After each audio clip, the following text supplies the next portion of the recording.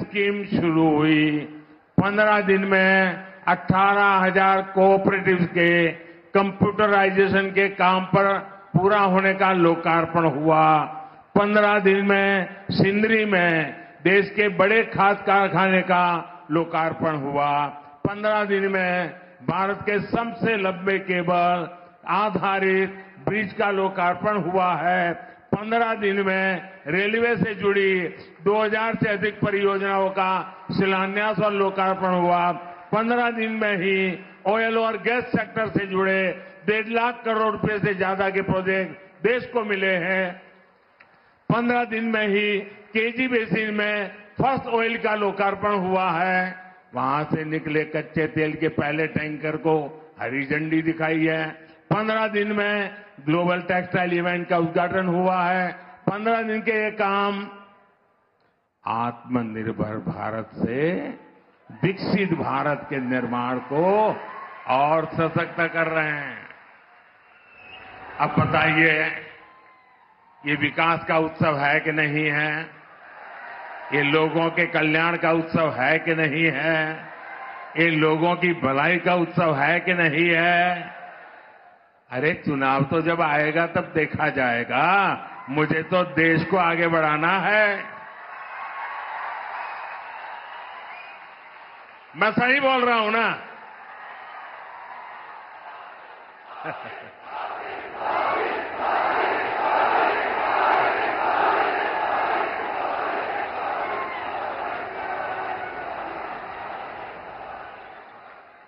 साथियों, कल भी मैंने, अब आप देखिए, ये चुनाव करते हैं ना, जरा देखिए, दिमाग खपाइए।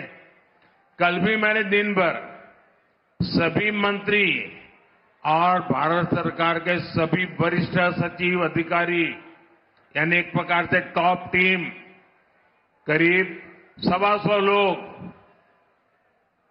पूरा दिन भर उनके साथ बैठा और क्या किया? चुनाव की चर्चा नहीं की।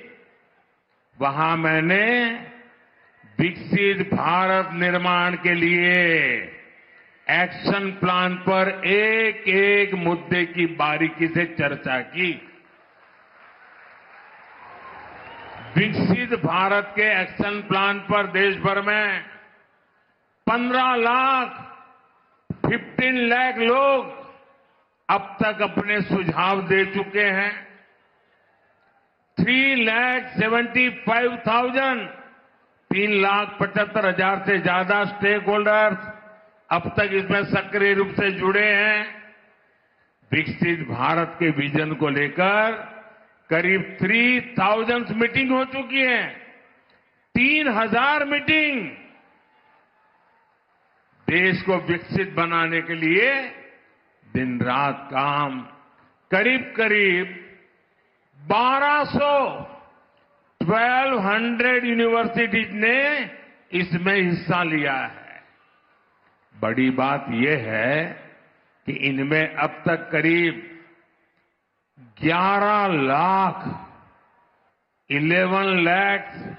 युवाओं ने हिस्सा लिया है, अपने मौलिक सुझाव दिए हैं, जो हमारे युवा विकसित भारत के सबसे बड़े निर्माता और सबसे बड़े लाभार्थी, ये हमारी बहुत बड़ी ताकत है।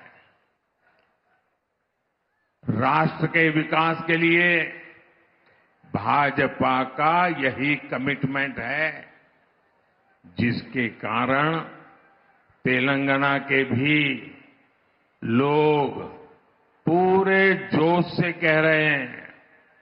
तेलंगाना के गांव से आवाज आ रही है। नौजवान भी बोल रहा है, बुजुर्ग भी बोल रहे हैं, महिलाएं भी बोल रही हैं, शहर वाले भी बोल रहे हैं, किसान भी बोल रहा है, मजदूर भी बोल रहा है। अब की बार 400 पार, अब की बार 400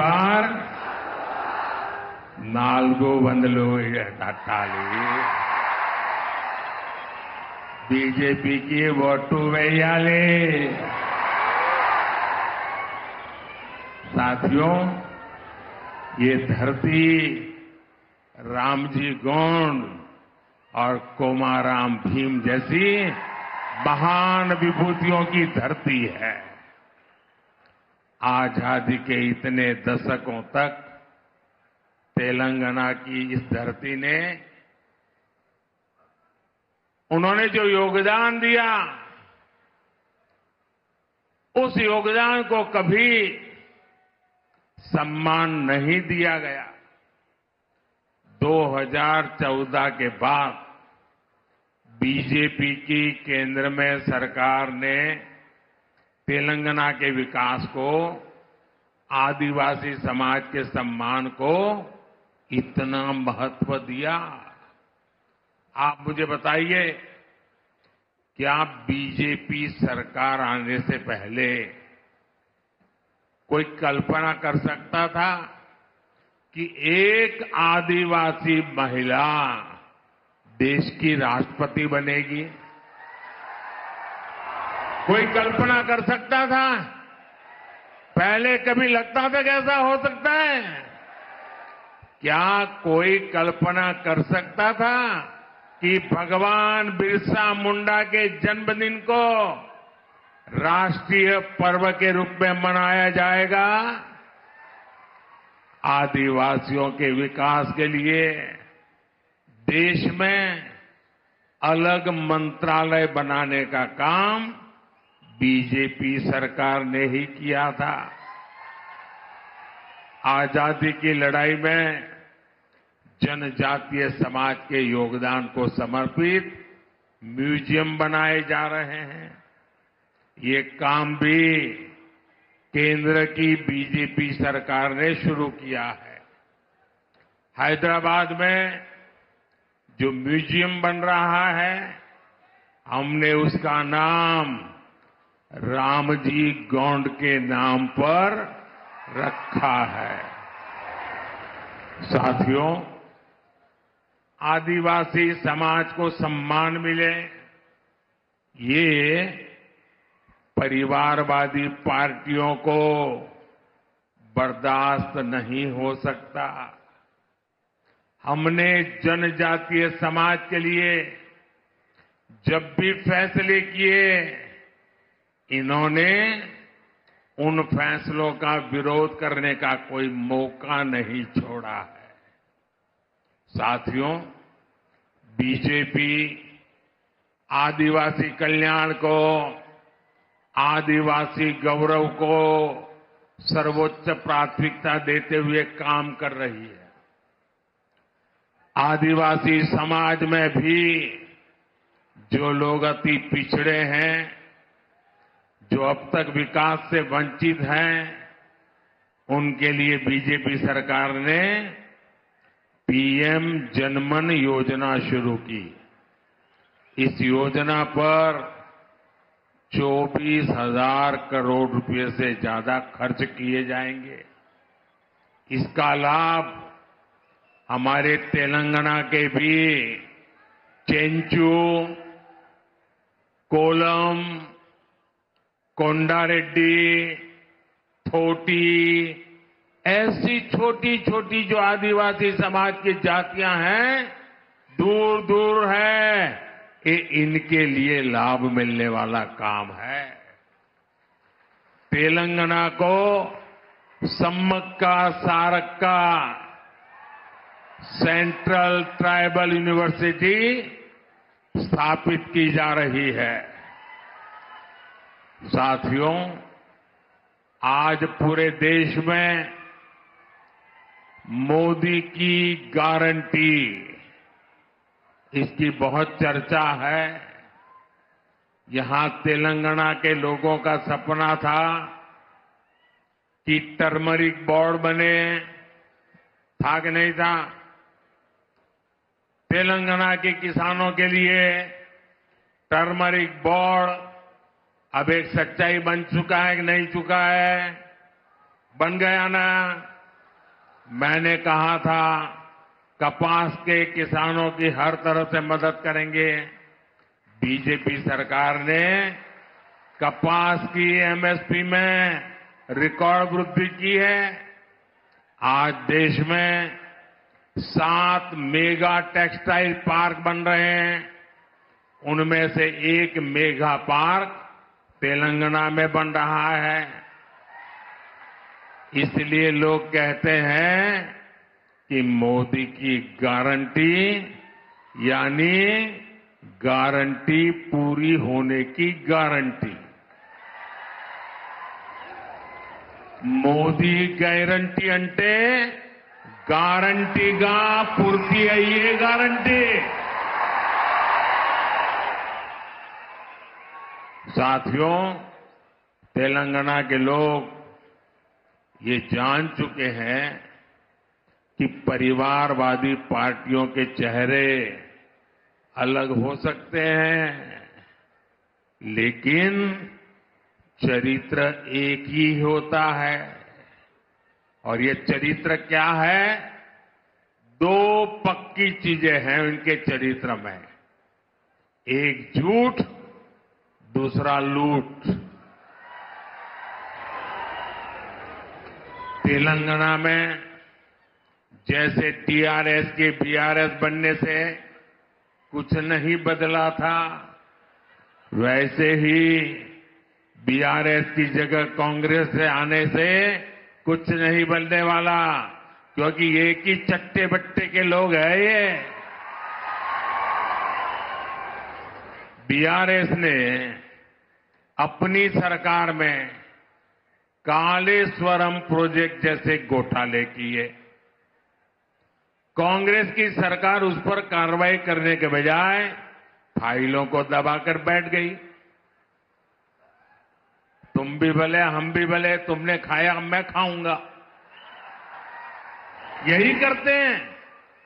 साथियों, भ्रष्टाचार, परिवारवाद और तुष्टीकरण में आकंठ डूबे इंडी गठबंधन के नेता बौखलाते जा रहे हैं। अब इन्होंने 2024 के चुनाव का अपना असली घोषणा पत्र निकाला है। मैं इनके परिवारवाद पर सवाल उठाता हूं तो इन लोगों ने बोलना शुरू कर दिया है कि मोदी का कोई परिवार नहीं है। अब तो कल ये कह देंगे कि तुम कभी जेल में तुझे सजा नहीं हुई इसलिए तुम राजनीति में नहीं आ सकते, ये भी कह देंगे। तेलंगाना के मेरे भाइयों बहनों, मेरा जीवन खुली किताब जैसा है।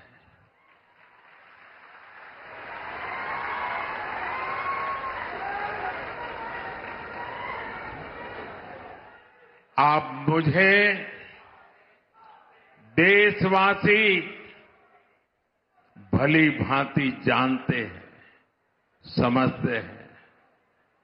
मेरी पल पल की खबर देश रखता है और कभी मैं रात देर तक जब काम करता हूं और खबर बाहर निकल जाती है तो देश से लाखों लोग मुझे लिखते हैं, बताते हैं कि इतना काम मत करिए, कुछ आराम करिए। ये प्यार भाइयों बहनों, एक सपना लेकर के बचपन में घर छोड़ा था और जब मैंने अपना घर छोड़ा एक सपना लेकर के चला था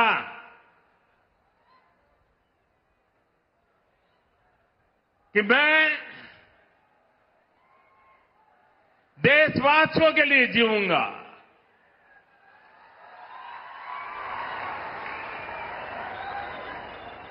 मेरा पल पल सिर्फ और सिर्फ आपके लिए होंगे। मेरा कोई निजी सपना नहीं होगा, आपके सपने, यही मेरा संकल्प होगा।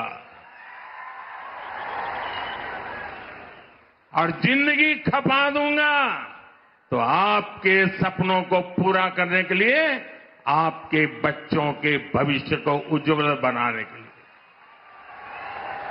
और इसलिए देश के कोटि कोटि लोग मुझे अपना मानते हैं, अपने परिवार के सदस्य की तरह मुझे प्यार करते हैं। और इसलिए मैं कहता हूं, 140 करोड़ देशवासी, यही मेरा परिवार है। ये नौजवान, यही मेरा परिवार है। आज देश की करोड़ों बेटियां, माताएं, बहनें, यही मोदी का परिवार है। आज देश का हर गरीब, ये मेरे परिवार है। आज देश के कोटि कोटि बच्चे, बुजुर्ग, ये मोदी का परिवार है। जिसका कोई नहीं है, वो भी मोदी के हैं और मोदी उनका है। मेरा भारत, मेरा परिवार। मेरा भारत, मेरा परिवार, यही भावनाओं का विस्तार लेकर के मैं सपनों को संकल्प के साथ सिद्ध करने के लिए आपके लिए जी रहा हूं, आपके लिए जूझ रहा हूं और आपके लिए जूझता रहूंगा।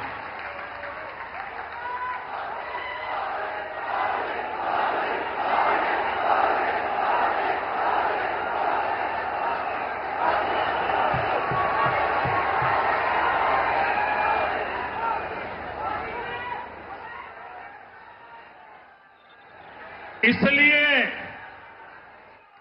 आज पूरा देश एक सुर में कह रहा है, मैं हूं मोदी का परिवार।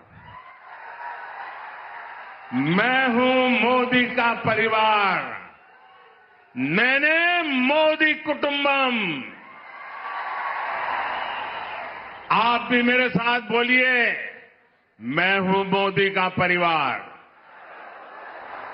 मैं हूं, मैं हूं, मैं हूं, मैं हूं नेने मोदी कुटुंबम। नेने, नेने, नेने।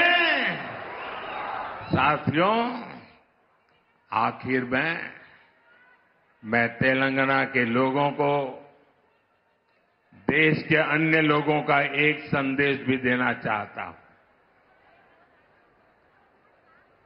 और गर्व से भरे हुए लोगों को मैं कहना चाहता हूं, राम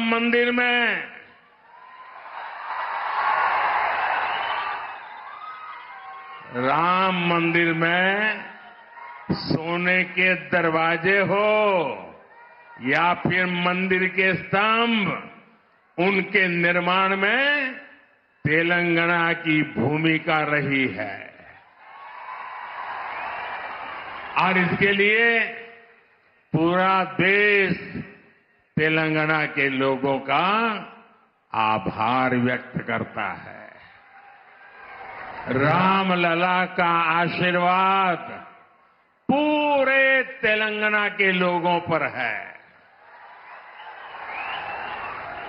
हम विकसित भारत, विकसित तेलंगाना का लक्ष्य जरूर हासिल करेंगे। भाइयों बहनों, मैं आपसे यही आग्रह करता हूं कि 2047, 25 साल हमारे पास है। इतनी मेहनत करनी है, इतनी मेहनत करनी है, देश को दुनिया के समृद्ध देशों की बराबरी में ला करके खड़ा रखना।